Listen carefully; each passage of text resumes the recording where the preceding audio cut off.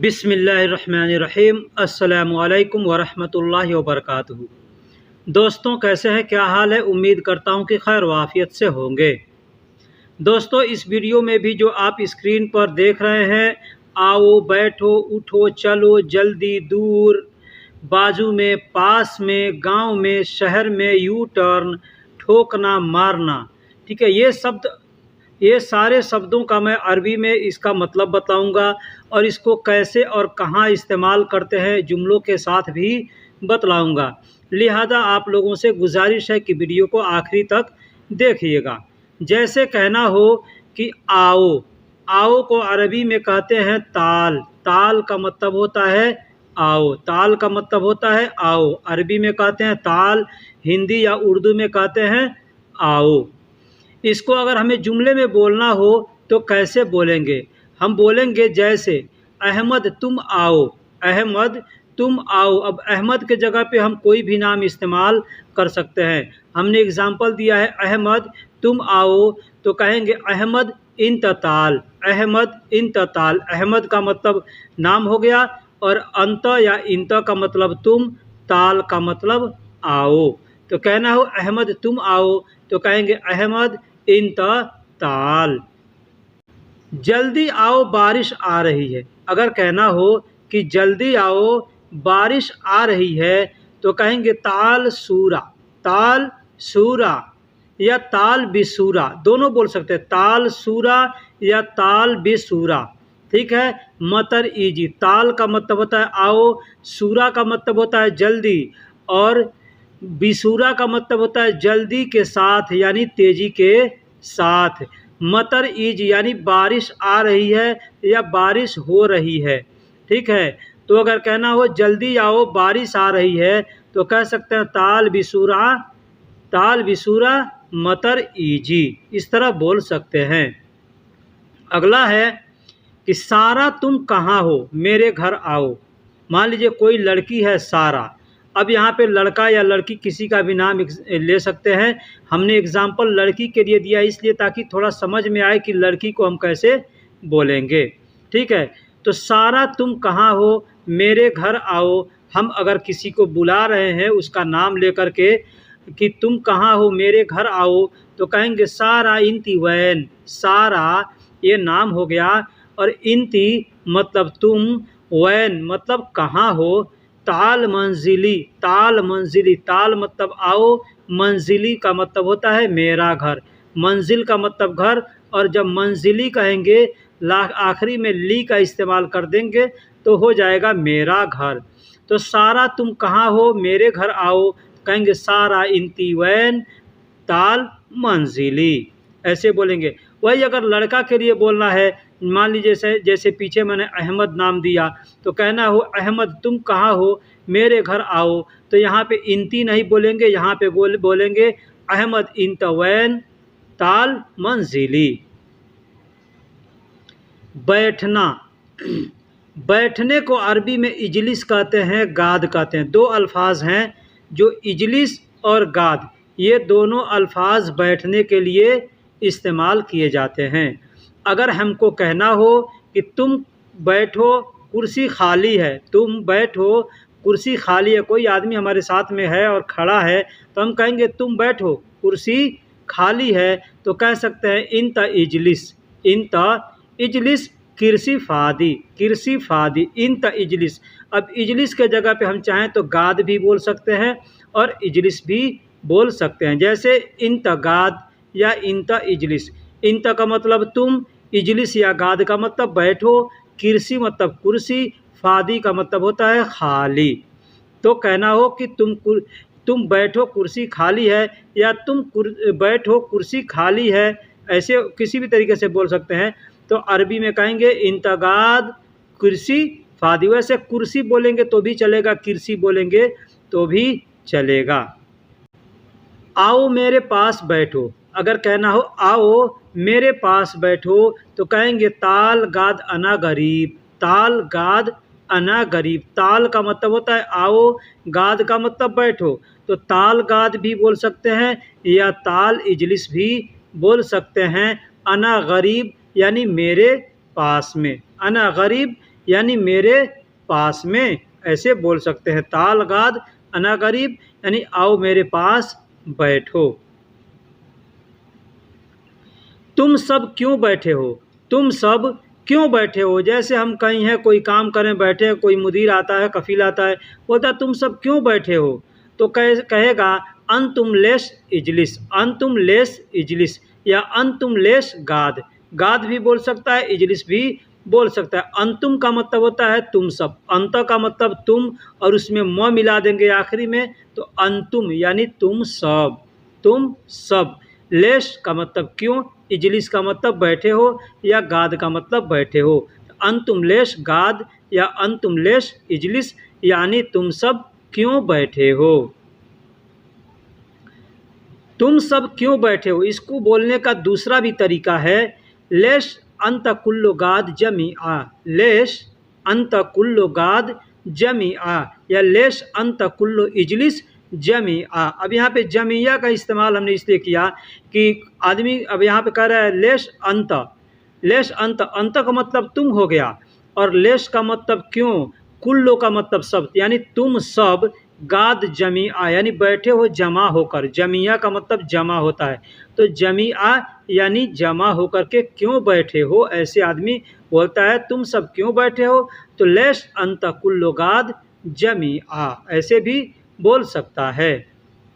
उठने को अरबी में गुम कहते हैं। उठना, जैसे कोई बैठा है या सोया है, कहेंगे उठो तो कहेंगे गुम गुम गुम। गुम का मतलब उठो, गुम का मतलब उठो। तो कहेंगे, मान लीजिए एग्जाम्पल है, कहेंगे चलो जल्दी उठो मैं ड्यूटी जाऊंगा, चलो जल्दी उठो मैं ड्यूटी जाऊंगा। अब ये अल्फाज किसी के साथ, अपने दोस्तों के साथ, घर वालों के साथ, किसी के साथ भी बोल सकते हैं कि चलो जल्दी उठो मैं ड्यूटी जाऊंगा, या चलो जल्दी उठो हम ड्यूटी जाएंगे, या चलो जल्दी उठो ड्यूटी जाना है। आदमी कोई सोया, 2 आदमी 3 आदमी काम कर रहे हैं और साथ में जाना है, तो हम कहेंगे चलो जल्दी उठो ड्यूटी जाएंगे या ड्यूटी जाना है।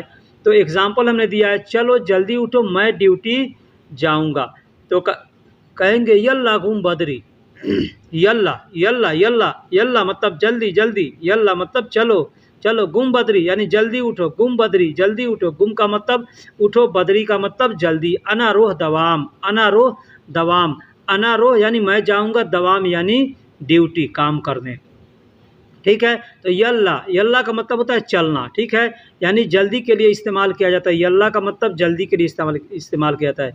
यमसी का मतलब भी होता है चलना, और यल्ला का मतलब भी होता है चलना। तो यमसी मतलब धीरे धीरे या किसी तरह को नॉर्मल के लिए इस्तेमाल करते हैं, और अर्जेंट है, जल्दी है, तो वहाँ पे यल्ला का इस्तेमाल करते हैं। तो यल्ला गुम बदरी अनारोह दवाम यानी यल्ला गुम बदरी, ये जल्दी, ये चलो जल्दी उठो, चलो जल्दी उठो। मैंने बताया कि यल्ला का मतलब चलो, गुम का मतलब उठो, बदरी का मतलब जल्दी, अनारोह यानी मैं जाऊंगा, दवाम यानी ड्यूटी।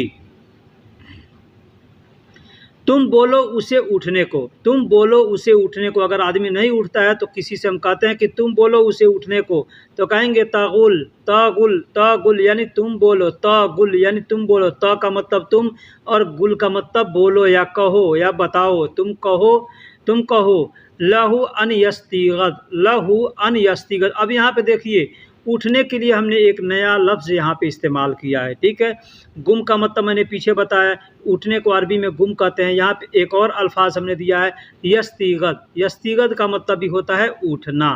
ठीक है, यस्तिगद देखिए कई जगह इस्तेमाल करते हैं, जागने के लिए भी, होश में आने के लिए भी। ठीक है, आदमी जाग रहा है, नींद से बेदार होगा तो भी यस्तिगद का इस्तेमाल करेंगे। कोई बेहोश है और होश में आया तो भी यस्तिगद का इस्तेमाल करेंगे। ठीक है, तो कहेंगे तागुल यानी तुम कहो, लहू अन यस्तिगद यानी उससे जल्दी उठने को, उससे उठने को तुम कहो।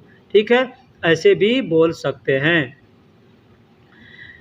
वह उठ गया या अभी सो रहा है, फिर हमको पूछना है कि वह उठ गया या अभी सो रहा है, तो कहेंगे हो व यस्तिगद, हो व यस्तिगद, वला अलान नौम, वला अलान नौम। हो व यस्तिगद वह अभी सो रहा है, हो व यस्तिगद वह सो रहा है, वह सो रहा है यानी हो व यस्तिगद यानी वह उठा, वह उठा। जैसे यहाँ पे जुमला क्या है, वह उठ गया, तो वह हो व यस्तिगद यानी वह जग गया या वह उठ गया। वला अलान नौम, वला अलान नौम, वला का मतलब होता है और यहाँ पे चाहे तो वला भी बोल सकते हैं या या औ भी बोल सकते हैं। औ का मतलब भी होता है और या, और वला का मतलब भी होता है या। अब यहाँ वला का मतलब होता है और नहीं, ठीक है, तो या के लिए इस्तेमाल किया जाता है ना। अलान यानी अभी या अब, नौम का मतलब सोना होता है। तो वह उठ गया या अभी सो रहा है तो कह सकते हैं हो व यस्तिगत वाला अलान नौम। अलान की जगह पे अलहीन भी बोल सकते हैं। तो दोस्तों अगर आप यहाँ तक वीडियो को देख चुके हैं, वीडियो अगर अच्छी लगी है तो लाइक कर दीजिए, चैनल को सब्सक्राइब नहीं किए हैं तो चैनल को सब्सक्राइब कर दीजिए, दोस्तों में भी शेयर कीजिए, कोई कमेंट भी कर दिया कीजिए। कभी कभी मुझ गरीब पे भी थोड़ा ध्यान दीजिए कि कभी कभी कमेंट्स भी कर दिया कीजिए, ताकि हमको भी समझ में आए कि भाई हमारे वीडियो को लोग पसंद करते हैं या नहीं करते हैं, ठीक है। दूर, दूर को अरबी में बईद कहते हैं, दूर को अरबी में बईद कहते हैं। बईद का मतलब दूर होता है, ठीक है। मान लीजिए अगर हमको कहना हो कि शहर मेरे घर से बहुत दूर है, शहर मेरे घर से बहुत दूर है, तो कहेंगे मदीना फ़ी वाजिद बईद मिन मंजिली, मदीना फ़ी वाजिद बईद मिन मंजिली। देखिए हम यहाँ धीरे धीरे से बोल के समझा रहे हैं, जहाँ पे बोलना होगा वहाँ पे ऐसे आदमी नहीं बोलता है। कोई सामने अगर आएगा तो वो जल्दी जल्दी बोलेगा, वो बोलेगा मदीना फ़ी वाजिद बईद, मदीना फ़ी वाजिद बईद। कोई ज़रूरी नहीं कि वो पूरा जुमला एक ही साथ बोलेगा, आगे पीछे भी करके बोल सकते हैं। इसलिए मैं कहता हूँ कि आप छोटे छोटे शब्दों को याद करेंगे तो इंशाअल्लाह आपको समझने को मिलेगा। तो मदीना फ़ी वाजिद बईद मिन मंजिली, मिन मंजिली मदीना यानी शहर, फ़ी मतलब है, वाजिद मतलब बहुत ज़्यादा, बईद यानी दूर, मिन मतलब से, मंजिली मतलब मेरे घर। तो मिन मंजिली यानी मेरे घर से, वाजिद बईद यानी दूर है बहुत, मदीना फ़ी यानी शहर, ठीक। दूसरा एग्जाम्पल है तुम देखो वह कितना दूर है, तुम देखो वह कितना दूर है, तो कहेंगे अंतसूफ हुआ कम बईद, अंतसूफ हुआ कम बईद। अंतसूफ यानी तुम देखो, अंत मतलब तुम, सूफ का मतलब देखो, हुआ मतलब वह, कम का मतलब कितना, बईद का मतलब दूर होता है। अगला एग्जाम्पल है वह दूर है या पास है, वह दूर है या पास है, तो कहेंगे हो बईद वाला गरीब, हो बईद वाला गरीब, या हो बईद औ गरीब, औ भी बोल सकते हैं, ठीक है। हो बईद वह, हुआ मतलब वह, बईद मतलब दूर है, वाला गरीब या पास, गरीब मतलब पास या नज़दीक, ठीक है। तो वह दूर है या पास है, दूर है या नज़दीक है, तो कह सकते हैं हुआ बईद वाला गरीब या हुआ बईद औ गरीब। अब दोस्तों यहाँ पे हमने अल्फाज दिया, जो लोग गाड़ी चलाते हैं उनके लिए ये ज़्यादा अहम है। यू टर्न, इंग्लिश में बोलते हैं यू टर्न, यानी घूमने को कहते हैं यू टर्न। जैसे आगे जा रहे हैं, जा करके फिर पीछे आ जाना है, घूम करके, डायरेक्ट पीछे नहीं, डायरेक्ट पीछे को बैक कहते हैं, ठीक है, उसको वारा कहते हैं, वारा वारा। आदमी कहना होगा पीछे आओ तो कहेंगे वारा वारा, लेकिन घूम करके आओ तो कहता है आदमी यू टर्न। तो अरबी बोलेंगे तो कहेंगे फोग ताहत, फोग ताहत, कहेंगे रो फोग ताहत, यानी जाओ घूम कर पीछे आओ, इसका मतलब ये होता है, ठीक है। तो अगर कहना हो कि तुम ऊपर से नीचे आओ, यहाँ पे ध्यान दीजिएगा मैंने क्या यहाँ पे अल्फाज इस्तेमाल किया है, शब्द, और उसको कैसे मैंने यहाँ पे बताया है, समझाया है। तुम ऊपर से नीचे आओ, अब यहाँ पे क्या अरबी है, फोग तहत। फोग का मतलब होता है ऊपर, तहत का मतलब होता है नीचे। तो ऐसे भी हम कहते तुम ऊपर जाओ और फिर नीचे आओ, तो फोग तहत का मतलब भी यही होता है, ऊपर यानी आगे जाओ, नीचे आओ यानी पीछे फिर आओ, वापस आ जाओ, ठीक है।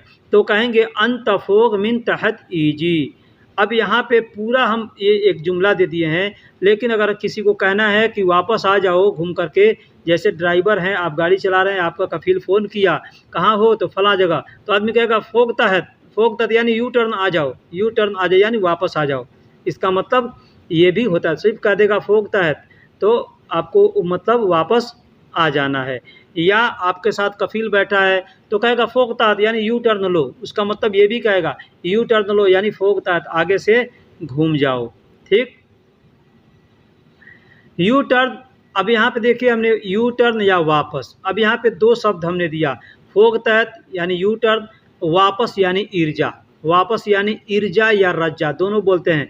अब वापस के लिए ईर्जा कहाँ कहाँ इस्तेमाल करते हैं, जैसे कोई सामान वापस करना है तो भी कहते हैं कि रज्जा यानी वापस कर लो। मैं वापस आऊँगा तो भी कहेंगे रज्जा ईजी यानी वापस आऊँगा। तुम वापस आओगे तो आदमी कहता अंत रज्जा, अंत रज्जा यानी तुम वापस आओ या तुम वापस आओगे। तो हो सकता है आपका कफिल यू टर्न भी बोल सकते हैं यानी फोगतात भी बोल सकता है घर आने के लिए। जैसे आप गाड़ी चला रहे हैं वो घर पे है तो फ़ोन करेगा तो कहेगा रज्जा रज्जा यानी वापस आ जाओ, ठीक है, रज्जा यानी वापस आओ, ईर्जा यानी वापस आओ, ईर्जा भी बोल सकता है, रज्जा भी बोल सकता है। यहाँ पे हमने एक एग्जाम्पल दिया है, तुम न जाओ वापस आ जाओ, तुम न जाओ वापस आ जाओ, तो आदमी कहेगा मैं अंतरोह, मैं अंतरोह, माँ मतलब नहीं, अंतरोह यानी तुम जाओ, रज्जा ईजी यानी वापस आ जाओ, रज्जा ईजी, रज्जा का मतलब वापस, ईजी का मतलब आओ। क्या हम वापस आएंगे, क्या हम वापस आएंगे, तो आदमी कहेगा हल सौफ नऊद, हल सौफ नऊद।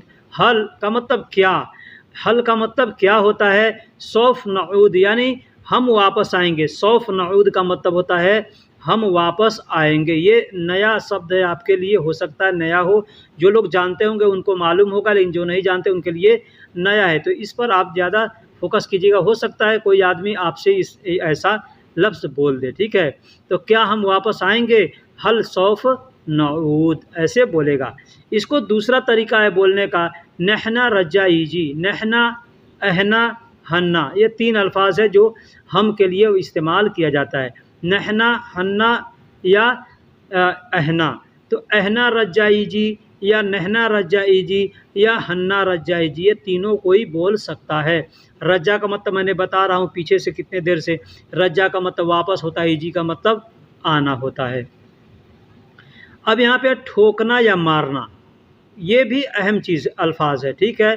कोई चीज़ को ठोकना है तो भी कहेंगे दुग, और मारना है तो भी कहेंगे दुग, ठीक है। उसी तरीके से ठोकने को दर्ब भी कहते हैं, दर्ब या उद्रूप, दर्ब या उद्रूप, ये दर्ब का या उद्रूप का मतलब आम आदमी जानता है कि सिर्फ मारने के लिए उद्रूप बोलते हैं, लेकिन उद्रूप का मतलब है ठोकना, मारना है। मान लीजिए कोई आपके बदन पे ठोक दिया मतलब मार दिया, ठीक है। कहीं पे जोर से मारना है, जैसे हथौड़ा है और आपको किसी चीज़ पे मारना है तो कहेंगे उद्रूप, उद्रूप यानी मारो, या दर्ब, दर्ब यानी मारो, या दुग, दुग भी आदमी बोल सकता है, ठीक है। लेकिन अब एक चीज़ यहाँ पे ध्यान दीजिएगा, दुग एक ही बार बोलिएगा। किसी को अगर कहना है ठोको तो सिर्फ कहना दुग, दो बार दुग का इस्तेमाल मत कीजिएगा। याद की दो बार अगर इस्तेमाल किए तो एक गाली शब्द हो जाएगा वो, ठीक है। मैं आपको यहाँ पे बता दिया, ऐसा नहीं कि किसी से बोलो कि दुग दुग, ऐसे नहीं, तो वो गलत हो जाएगा, ठीक है। यहाँ पे मैं ये आपको चेतावनी दे रहा हूँ। दुग का मतलब होता है मारना या ठोकना। अब यहाँ पे देखिए कहाँ पे ठोकना कहाँ पे मारना मैं ये आपको कन्फर्म करता हूँ। मेरे घर आकर दरवाजे पे ठोकना, अगर कोई कहता है मेरे घर आओ तो कहेगा ताल इन दी बेत, ताल इन दी बेत, या ताल बेती, ताल मंजिली यानी मेरे घर आओ, ठीक है। आदमी कहता है कि मेरे घर आओ तो आदमी कहेगा ताल मंजिली यानी मेरे घर आओ। अगर मैं नहीं होऊंगा, आदमी कहता है ना मैं नहीं रहूँगा या दरवाज़ा खुला नहीं रहेगा, तो दरवाजे पर ठोकना, दरवाजे पर दस्तक देना, आदमी कहता है ना, तो आदमी वहाँ पे कहेगा मेरे घर आकर दरवाजे पे ठोकना अगर कहना हो, या दरवाजे पर मारना। अब मारने का मतलब दरवाजे का दस्तक देने का मतलब हथौड़ा से नहीं, धीरे से आदमी ऐसे धीरे से उसको इस्तेमाल करता है वहाँ पे। तो कहेगा ईजी मंजिली, ईजी मंजिली सौवी अला बाब दुग, सौवी अला बाब दुग या सौवी दुग बाब, ऐसे भी बोल सकते, सौवी दुग बाब, सौवी दुग बाब यानी दरवाजे पर ठोकना, ठीक है। या सौवी अला बाब दुग, सौवी अला दुग बाब, ऐसे भी अला का मतलब होता है पर, ठीक है। तो चाहे तो अला का इस्तेमाल कर भी सकते हैं, नहीं भी कर सकते हैं। ईजी मंजिली यानी मेरे घर आकर, सौवी दुग बाब यानी दरवाजे पर ठोकना या दरवाजे पर मारना।